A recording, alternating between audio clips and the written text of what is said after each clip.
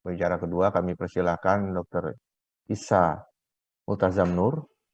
Beliau ini kelahiran Jakarta juga, tahun 1975 ya, Dr. Isa.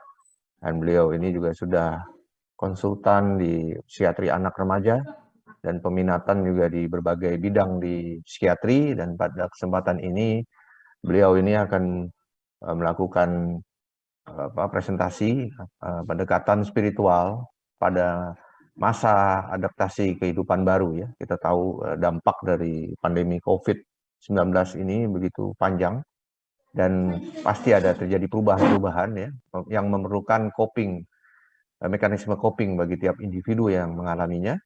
Dan di sini Dr. Isa akan memaparkan. Silakan Dr. Isa. Baik, terima kasih Dr. Priyanto. Sebelumnya saya mengucapkan hormat kepada guru-guru saya yang hadir saat ini dan beberapa narasumber lain yang memiliki peminatan di dalam masalah spiritualitas, religi, spiritualitas, dan psikiatri. Maaf, saya izin share screen.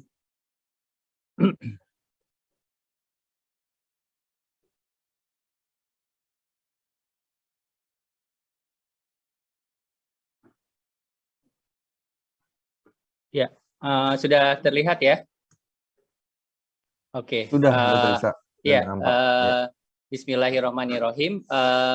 Materi yang saya sampaikan pada kesempatan pagi hari ini tentang pendekatan spiritualitas dalam menjalani adaptasi kebiasaan baru.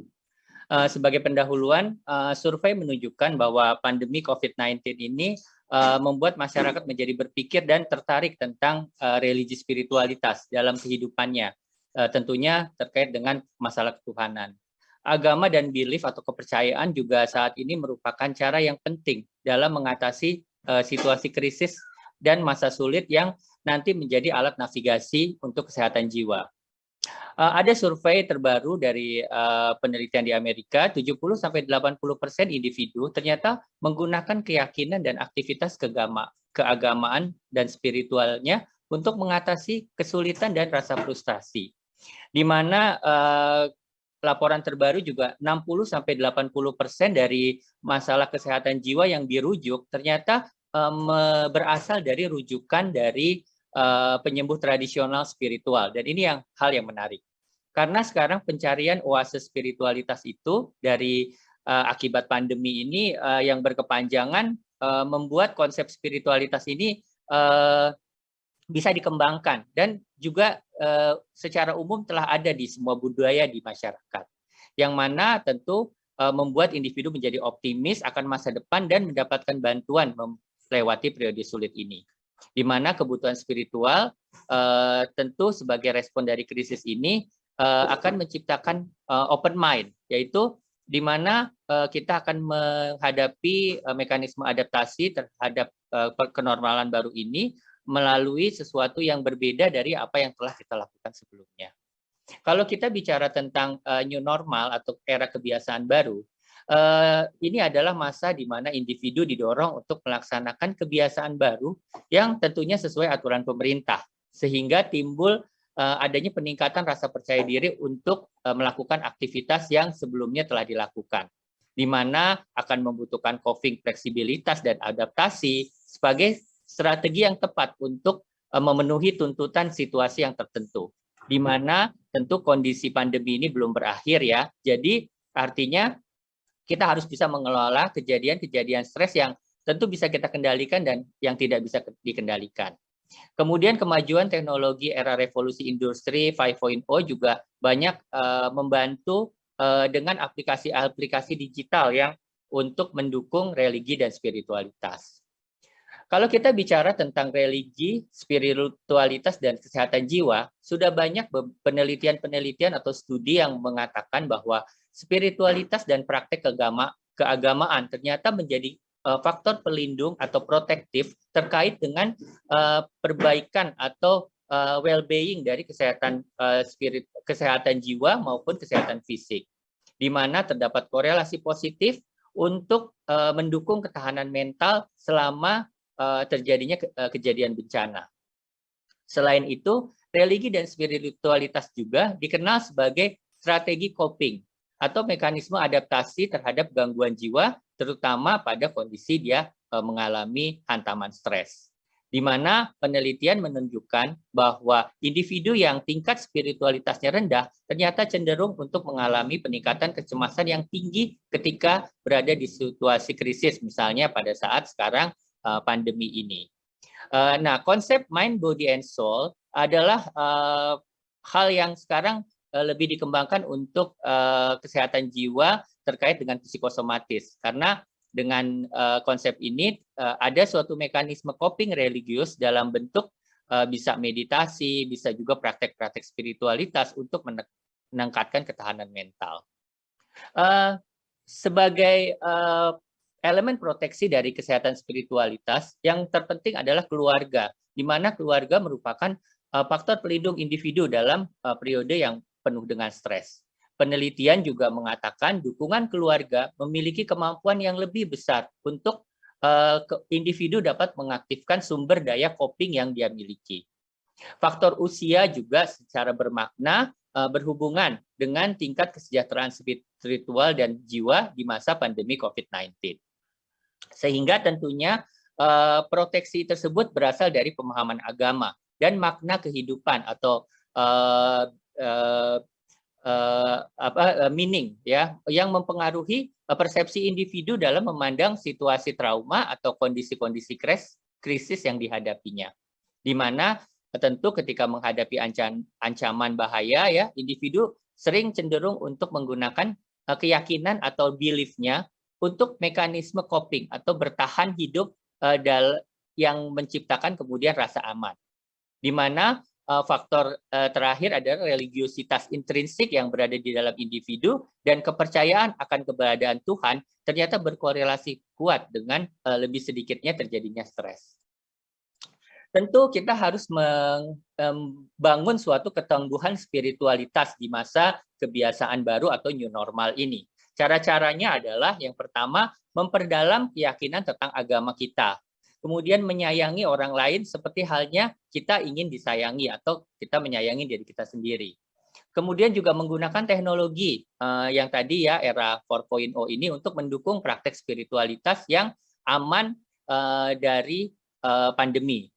Kemudian mencintai dan memiliki kepedulian terhadap tetangga sekitar atau keluarga dengan cara-cara yang praktis dan sesuai dengan aturan. Tidak ceroboh dan tetap patuh pada aturan pemerintah, tetap selalu memperhatikan kesehatan fisik, mengembangkan tradisi keagamaan untuk bisa menahan diri dan bisa mengatasi rasa sakit atau penderitaan dari pandemi ini. Yang terakhir, tentunya mengembangkan nilai moral dan spiritual individu dengan mulai melihat kehidupan ini dari perspektif secara spiritual.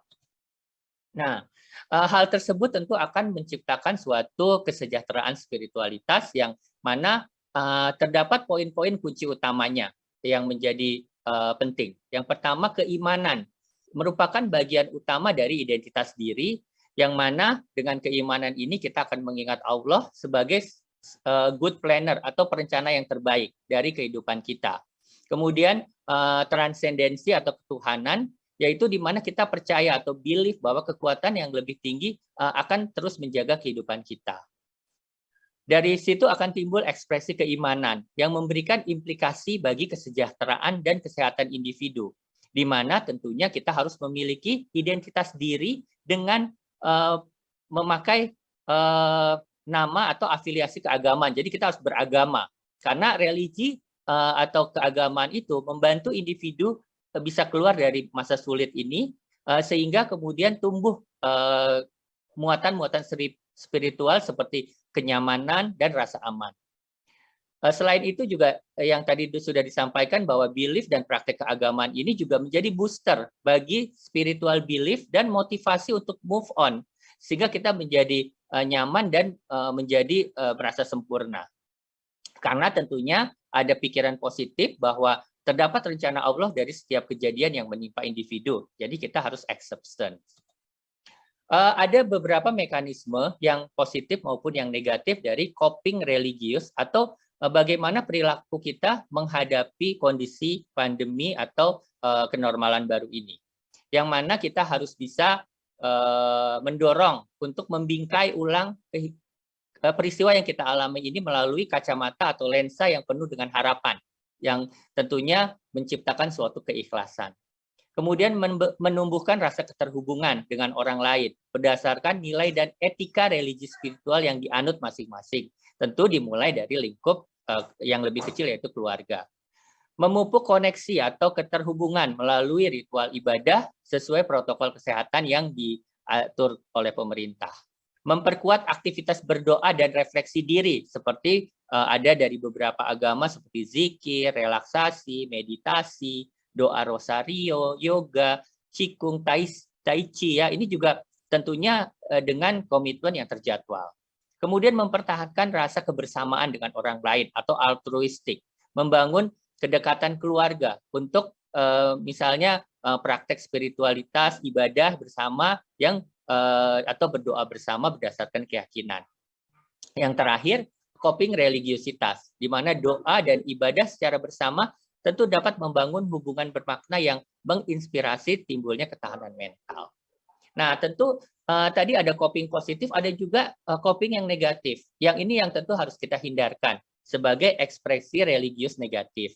Dari studi menunjukkan bahwa 89% masyarakat ternyata percaya akan ketuhanan, tetapi hanya 40% yang menghadiri layanan spiritual secara teratur. Nah, kenapa? Karena ada ekspresi religius yang negatif, di mana mungkin dari hantaman pandemi atau kenormalan baru ini merasa dihukum atau marah kepada Tuhan atau moral injury, menempatkan semuanya di tangan Tuhan, artinya dia tidak melakukan ikhtiar atau usaha untuk move on, jatuh ke dalam pertentangan moral, mempertanyakan akan keberadaan Tuhan, ya, terus timbulnya masalah keagamaan dan spiritual, di mana kehilangan atau mempertanyakan tentang identitas keimanannya.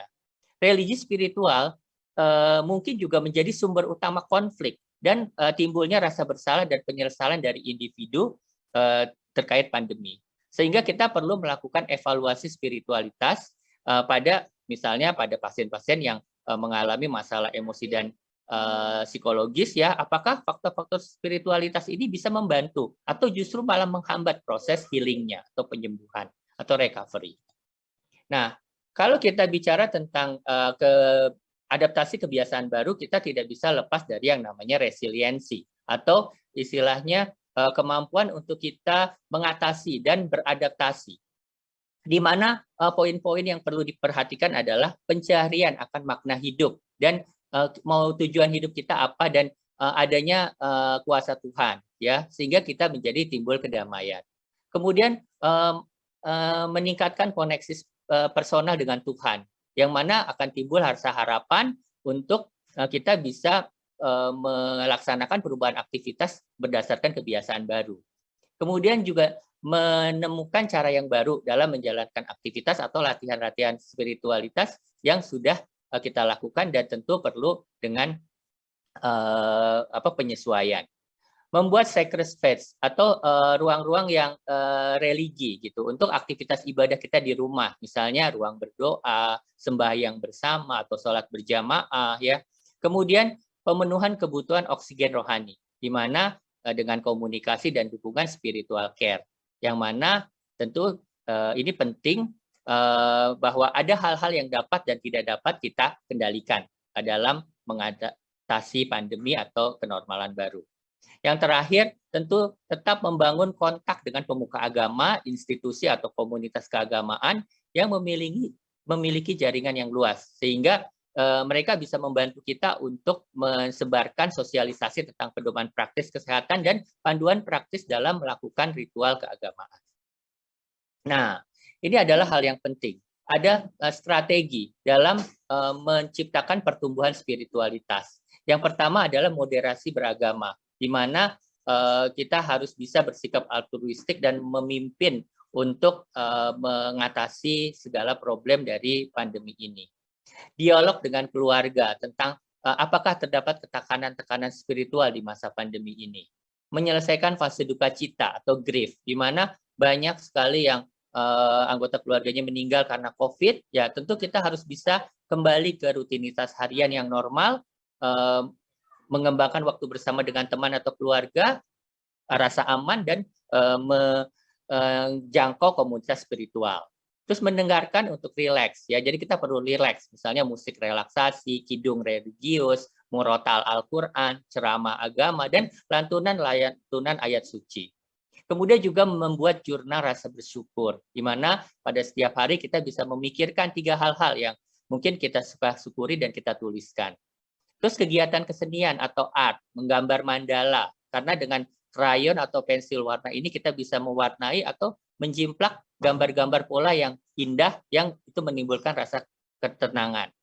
Terakhir membaca, kita lebih mengkaji kitab suci, membaca cerita nabi, puisi, dan kisah-kisah yang spiritual. Nah, dari hal tersebut akan memunculkan yang namanya kohesi atau keterhubungan dan ekspresi spiritual, di mana dari Fru Landau tahun 2020 ini mengatakan agama ternyata berfungsi sebagai mekanisme coping dengan memberikan makna pada apa yang timbul dari stres itu. Kemudian membangun optimalisasi peran penyuluh agama di masa pandemi COVID-19 ini untuk menjadi pembimbing kerohanian. Internalisasi nilai-nilai spiritual, misalnya penguatan value spiritual pada siswa-siswa agar mereka memiliki sikap dan perilaku yang sesuai dengan norma hidup yang sehat. Misalnya berpuasa, mungkin kalau di agama Hindu ada nyepi, ya, terus hidup seimbang dengan alam, ya, berdamai, terus melakukan edukasi mandiri tentang spiritual care, berupa tadi yang seperti diterangkan adalah asesmen biopsikososio-spiritual, dan bantuan mengakses sumber daya spiritual pada individu untuk lebih mengembangkan ketahanan mental.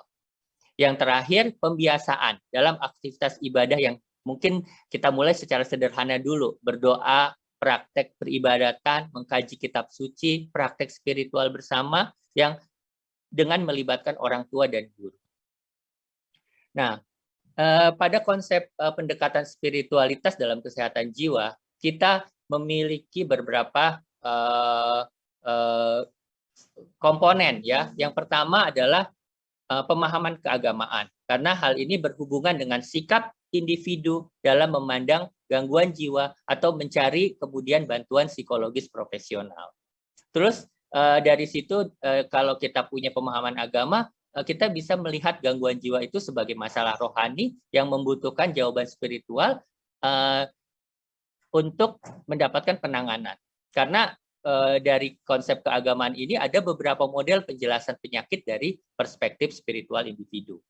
Kemudian masih adanya stigma akan gangguan jiwa, sehingga mereka mungkin lebih nyaman dengan melabel sebagai lemah iman, ya, daripada mengalami gangguan jiwa. Nah, tentu kita juga sebagai profesional kesehatan harus paham juga bagaimana sikap dari kita sendiri sebagai dokter terkait dengan religiositas intrinsik yang kita alami, yang pada diri kita, ya. Apakah kita bisa kemudian mengembangkan toleransi untuk sistem kepercayaan yang berbeda dari pasien. Nah, modalitas yang bisa kita lakukan adalah psikoterapi yang berfokus pada spiritual, dengan mengintegrasikan elemen spiritualitas itu ke dalam tindakan psikoterapi dan rahayanan kerohanian.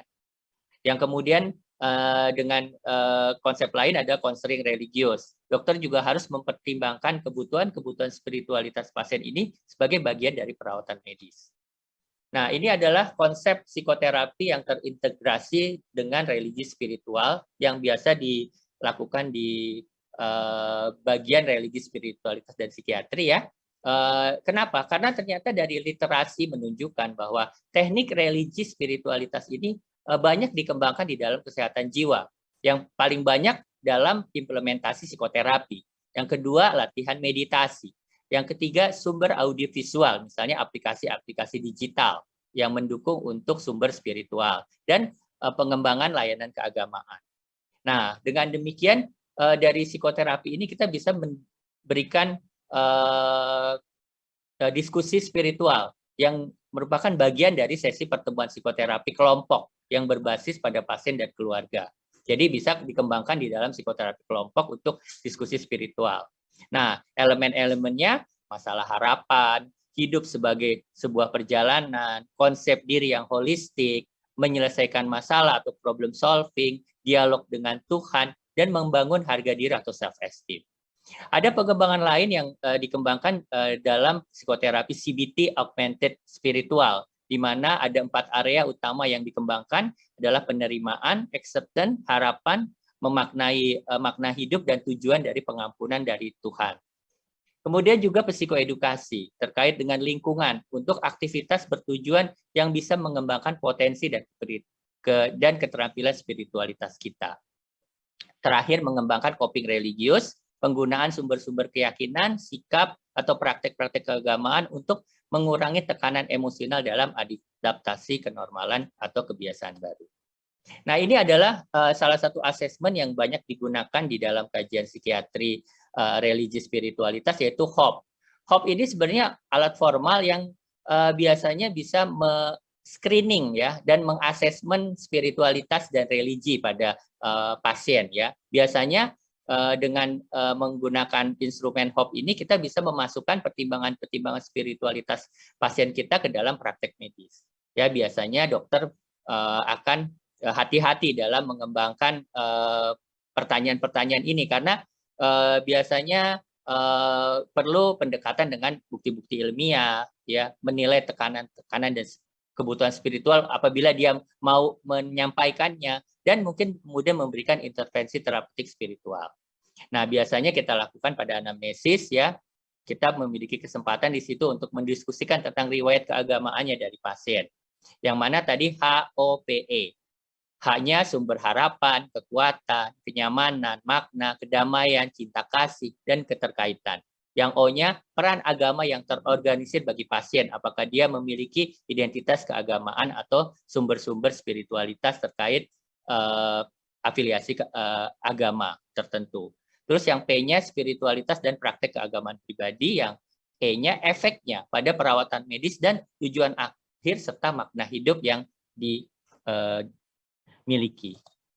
Ini adalah siklus pemilihan spiritualitas. Ini saya ambil dari model Harold Koenig, ya, yang mana memang spiritualitas sangat bersinergi dengan pemulihan atau recovery dari kesehatan jiwa.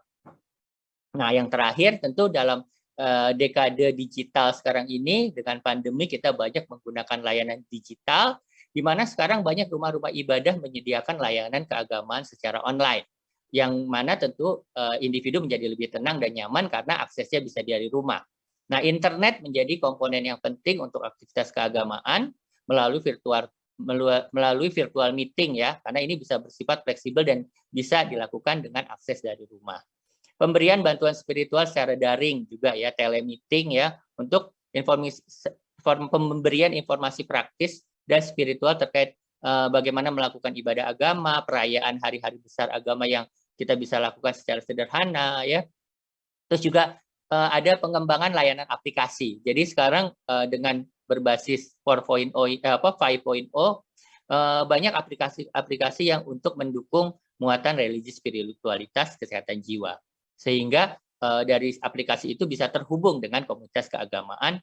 Terus ada lagi trauma informed mindfulness, yaitu salah satu psikoterapi juga yang untuk memusatkan pada satu perhatian sehingga menghilangkan trauma-traumanya.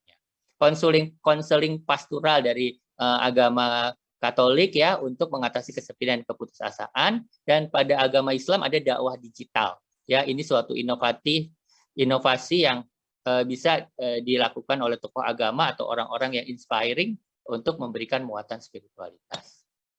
Layanan digital lain yang tentunya misalnya memberikan informasi tentang bagaimana melakukan ibadah secara online, ya, mungkin di agama Kristiani, ya, bisa gereja online, ya, melakukan kebaktian, ya, langsung yang tersambung dengan pelayanan. Kemudian perayaan ibadah secara daring, ya, misalnya mendengarkan dakwah, kebaktian, sedekah, edukasi dari pemimpin agama, dialog virtual, kajian kitab suci, berpuasa, mendengarkan murotal Al-Quran, dan musik-musik religius. Terus mengembangkan aktivitas kerohanian, berdoa, umroh, retreat, wisata religi, dan bernyanyi bersama. Ini tetapi dengan protokol ketat. Kegiatan religius dikembangkan lebih rutin untuk membaca kitab suci, sholat Jumat, sembahyang di pura, ceramah di masjid, ya untuk menjaga tetap keimanan kita.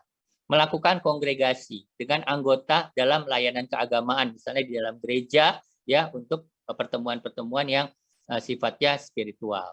Ceramah di rumah, mengembangkan ya banyak sekarang artis-artis ya membuka ceramah di rumah untuk meningkatkan spiritualitas kita, spiritualitas mereka ya untuk kapasitas kelompok kecil, di mana ini menciptakan resonansi spiritual. Terakhir, perayaan online dan virtual, misalnya festival atau ritual keagamaan yang tetap menjaga protokol kesehatan. Sebagai kesimpulan dari materi saya, bahwa introspeksi terkait ketuhanan sebagai sarana harapan, optimisme, dan dorongan dapat meningkatkan kesehatan fisik dan kesehatan jiwa atau well-being. Mohon izin Pak Pri, kayaknya freeze Dr. Isa.